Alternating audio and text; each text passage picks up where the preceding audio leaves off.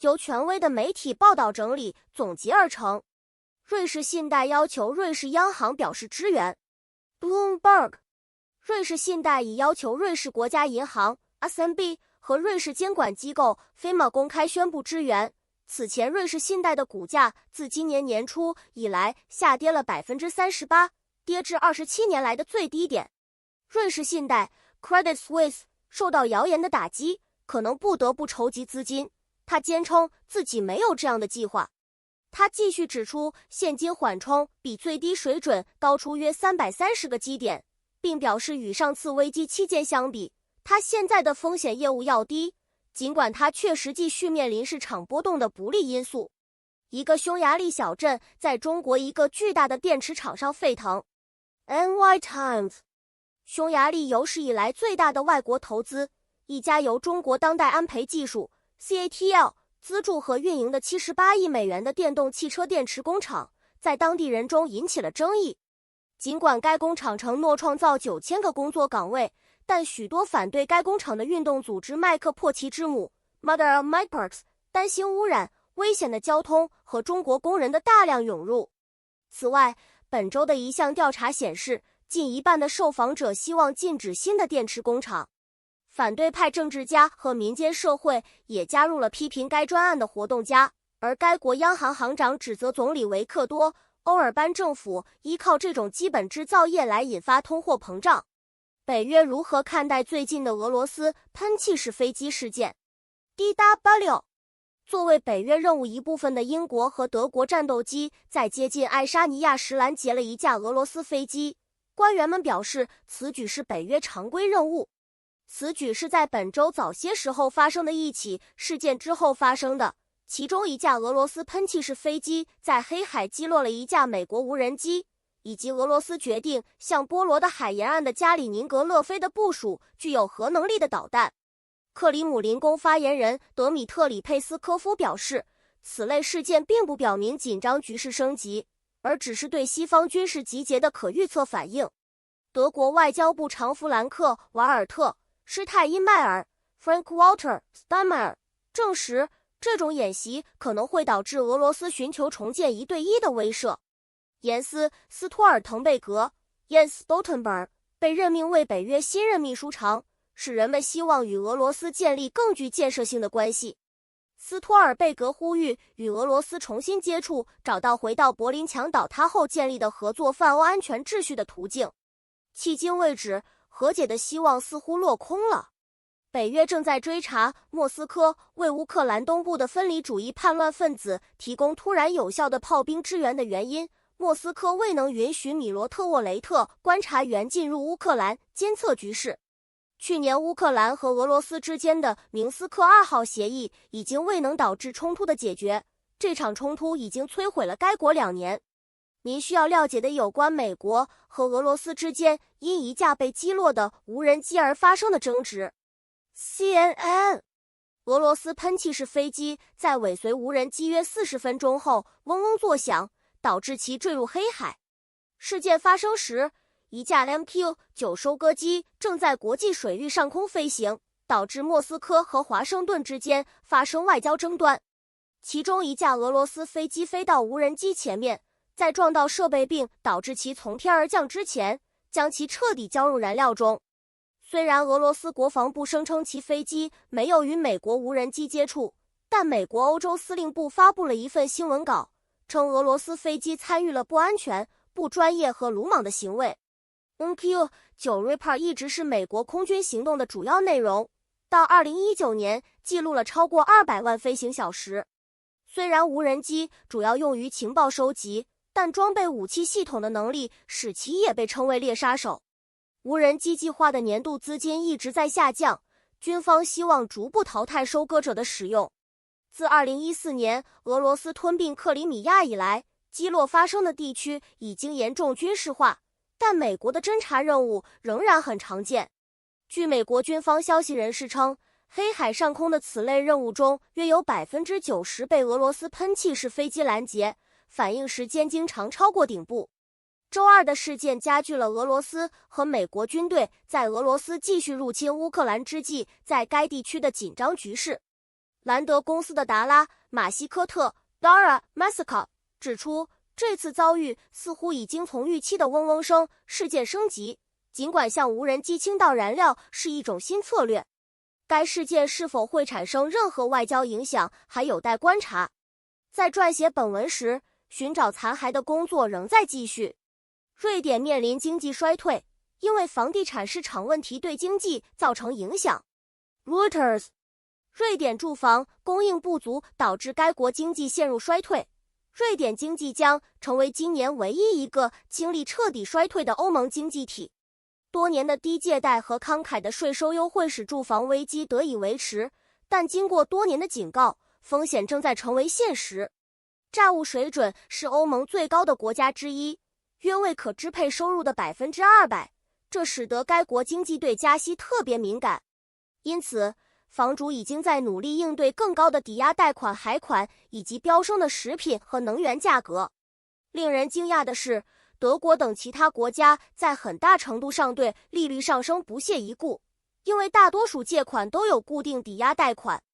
欧盟委员会预计瑞典今年的 GDP 将收缩约 1%， Nordia 预计 GDP 将收缩约 2%。 自高峰期以来，房价下跌了 15%， 一些地区的跌幅高达 40%。 所有主要政党都同意需要对抵押贷款税收减免进行全面改革，但没有一个政党准备在选举季节接受下降。减少租金管制一直受到政治左翼的反对，因为它可能会使许多瑞典人从城市的理想地区消失。虽然引入了更严格的贷款做法，但结构性问题似乎根深蒂固，需要政治家处理这些问题才能改善经济。瑞典房主在更高的抵押贷款支付和飙升的能源价格中苦苦挣扎，这是我们以前听说过的故事，而其他欧洲国家在很大程度上对利率上升不屑一顾。受房地产市场结构性问题的困扰，瑞典经济正面临乌克兰危机和疫情造成的供应中断的额外阻力。事实证明，该国的住房供应不足很难解决。政治左翼反对放松租金管制以引入市场力量，这可能会使许多城市的理想区域定价。英国寻求更宽松的移民规则。Bloomberg， 英国政府将放宽移民规则，以吸引更多外国劳动力进入建筑业。新规定将允许将木匠、瓦工、泥水匠和屋顶工添加到短缺职业清单中，这将允许雇主以较低的工资和签证费雇用外国工人。尽管商业和行业领袖对这一宣布表示欢迎，但保守党支援者对此表示担忧。他们的政党发誓要控制移民作为脱欧运动的一部分。然而，尽管酒店业呼吁将工人添加到名单中，但该行业的职业将不包括在内。德国取缔加密货币洗钱网站。AP 美联社。德国联邦刑警局没收了匿名在线加密货币混合服务 Chipmixer 的比特币钱包，该服务非法清洗了价值2亿美元的比特币。该网站的使用者能够通过该网站将非法资金与其他账户混合，从而无法追踪其来源。美国当局向德国警方发出警报，随后进行了全面调查，导致本周早些时候将其取缔。目前尚不清楚有多少人在使用该网站或运行了多长时间。在调查中，德国警方查获了用于在德国进行在线洗钱行动的伺服器以及 7TB 的数据。调查人员现在将仔细分析这些数据，希望追踪 Chipmixer 背后的网络犯罪分子。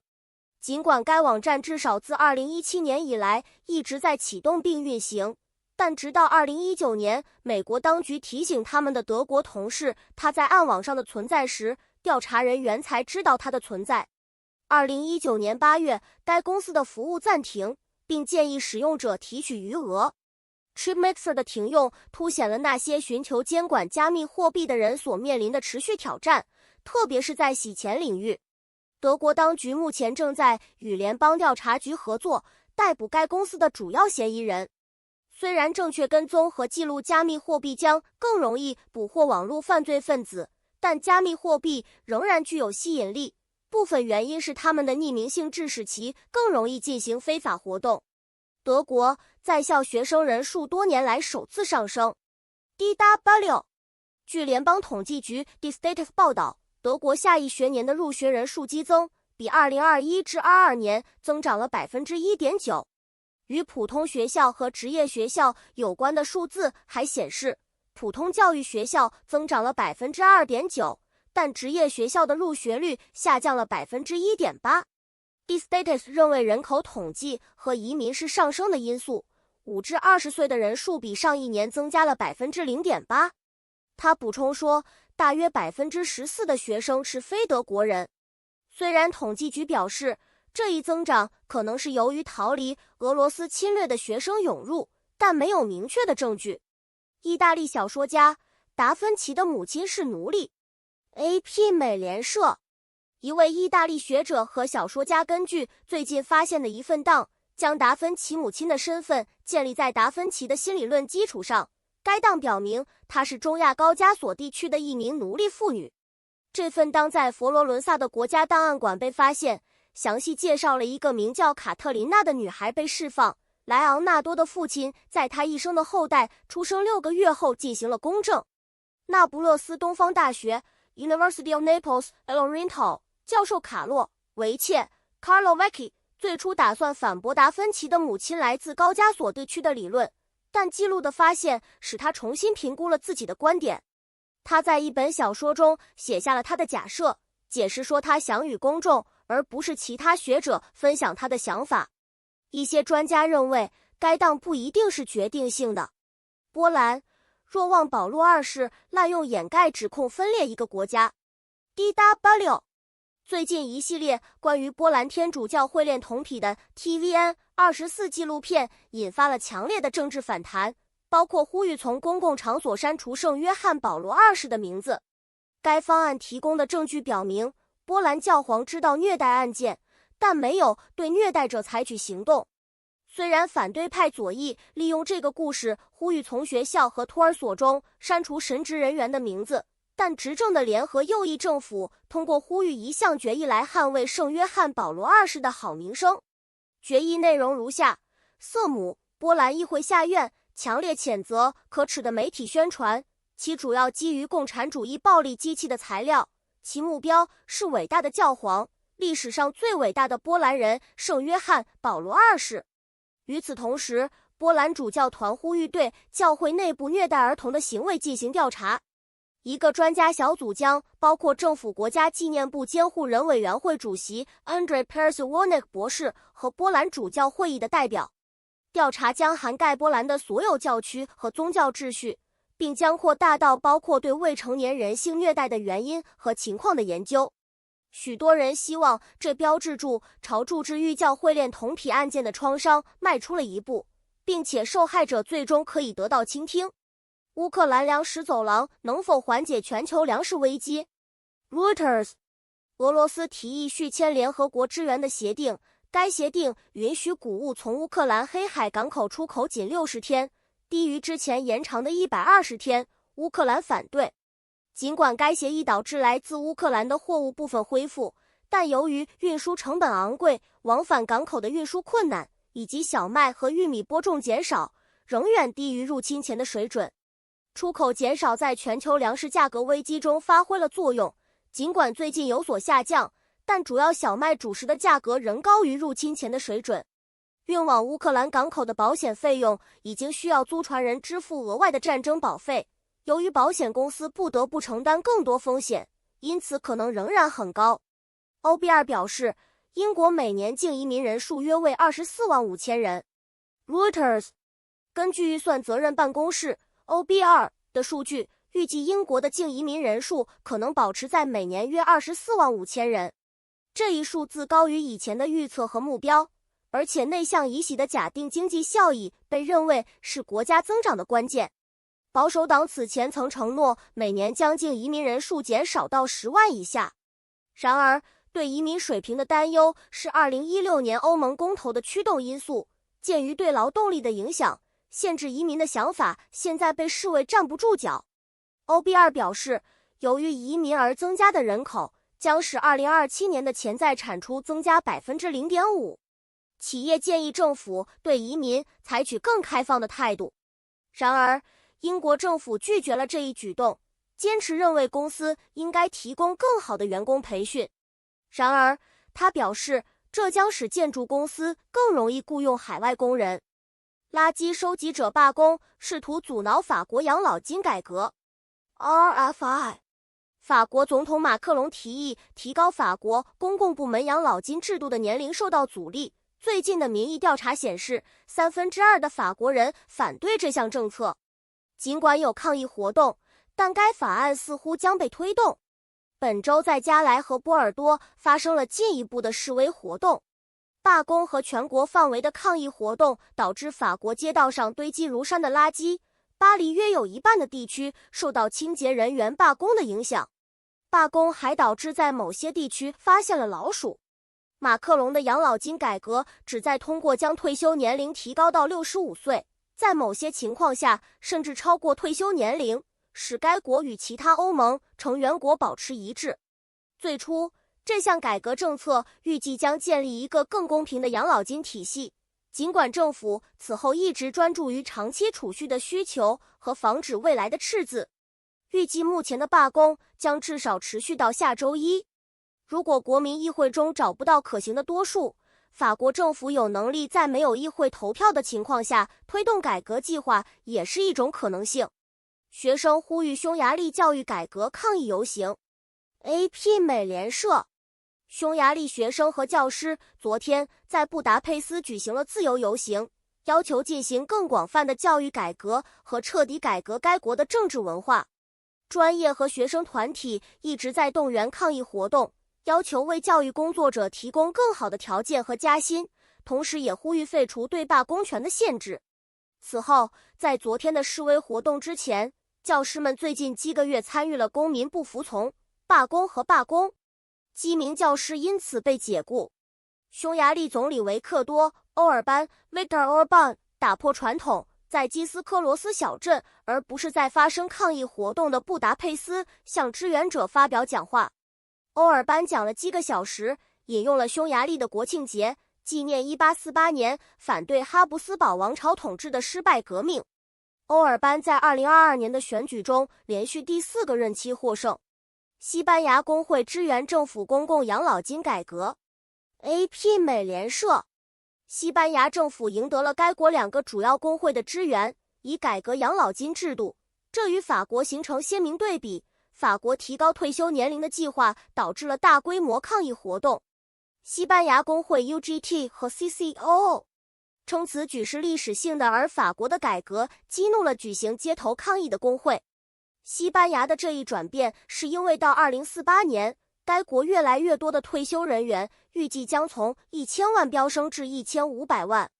该协定是在西班牙商业团体批评该计划后签署的，称这将通过增加公司的负担来损害招聘，但预计内阁将在周4批准该计划，然后提交议会立法。西班牙是欧洲青年失业率最高的国家之一，约为 30%。英国卫生监督机构加快药物审批。Bloomberg， 英国财政大臣杰里米·亨特 Jeremy Hunt 的最新预算将使药品和保健产品监管局获得1000万英镑1200万美元的拨款，与外国机构合作，以更快地批准已经在海外批准的药物。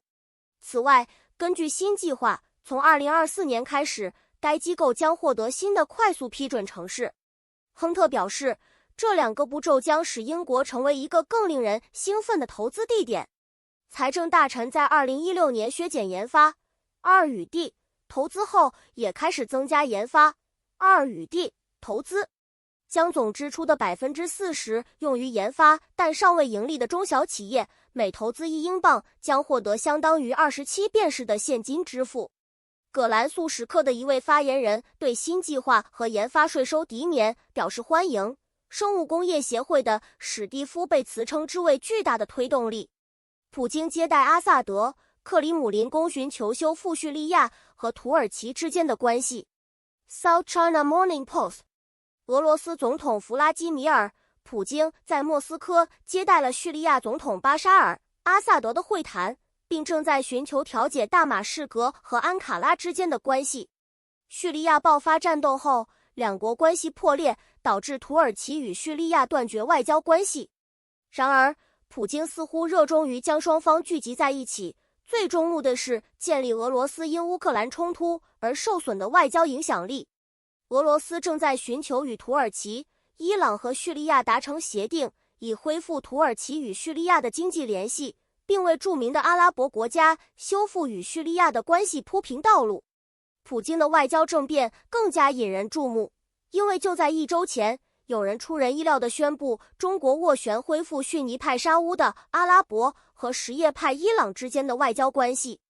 然而，俄罗斯是否能够实现其与土耳其和叙利亚的目标还有待观察。英国改革儿童保育、养老金和福利，让人们就业。Reuters， 英国财政大臣杰里米·亨特 （Jeremy Hunt） 宣布了所谓的10年来我们福利制度的最大变化，这将使英国残疾福利申请人有机会在不失去目前基于国家的财政支持的情况下寻求有偿工作。秋季声明中的其他热门公告包括取消免税养老金缴款的终身门槛，并将年度免税津贴增加到6万英镑，75000美元。